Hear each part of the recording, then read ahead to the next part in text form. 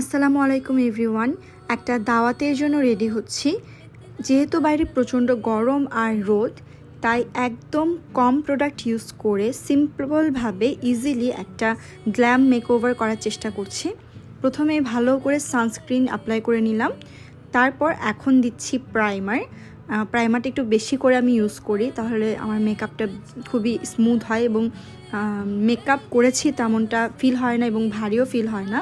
হালকা করে একটু ফাউন্ডেশন লাগিয়ে নিচ্ছি, আর ফাউন্ডেশনের পরে আমি আর কোনো কনসিলার ইউজ করব না, কারণ আমি ফুল কাভারেজ মেকআপ চাচ্ছি না। হালকার মধ্যে একটা মেকওভার চাচ্ছি, যেটা দাওয়াতের জন্য পারফেক্টও মনে হবে, আবার নিজের কাছে গরমের মধ্যে খুব বেশি আনইজিও ফিল হবে না। তো তারপর আমি ফেস পাউডারটা ইউজ করে নিচ্ছি এবং একটু ঝেড়ে ঝেড়ে ইউজ করছি, কোনো মতে ফেসটা একটু ম্যাট করতে পারলেই হয়। আর আই মেকআপটা আমার ড্রেসের সাথে মিলিয়ে করার চেষ্টা করব। প্রথমে একটা নুড কালার আমি বেস হিসেবে দিয়ে দিচ্ছি। যেহেতু আমার ড্রেসটা একটু গোল্ডেন টাইপের, তাই একটু গোল্ডেন টাচ থাকবে। বেস হিসেবে একটা নুড কালার ইউজ করার পর একটু ব্রাউন শেডের দিকে গেলাম এবং একটু ব্রাউন টাইপের কালার নিয়ে চোখের কর্নারের দিকটাতে দিয়ে দিচ্ছি।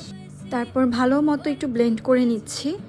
আর এই গরমের মধ্যে আসলে খুব বেশি ডার্ক আই মেকওভার ভালো লাগে না আমার কাছে, আর আমাকে মানায়ও না।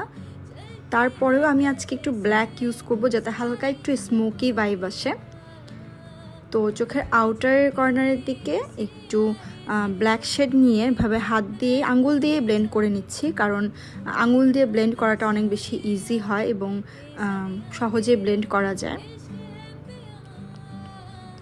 আর চোখে এনার কর্নারের দিকে আমি একটু গোল্ডেন শিমারি আইশ্যাডো নিয়ে অ্যাপ্লাই করে দিলাম, তাহলে একটা দাওয়াত ভাইবও ক্রিয়েট হবে এবং মেকআপটা অনেক হেভি মনে হবে, কিন্তু আসলে আই মেকআপে তেমন কিছু করা হয়নি এবং সব কিছু আমি মিনিমাল রাখার চেষ্টা করেছি।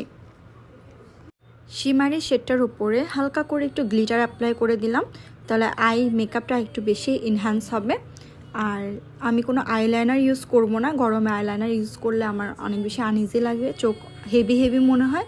তাই একটা কাজল নিয়ে আমি চোখের ভেতরে এবং বাইরে সুন্দর করে লাইন ক্রিয়েট করে নিলাম।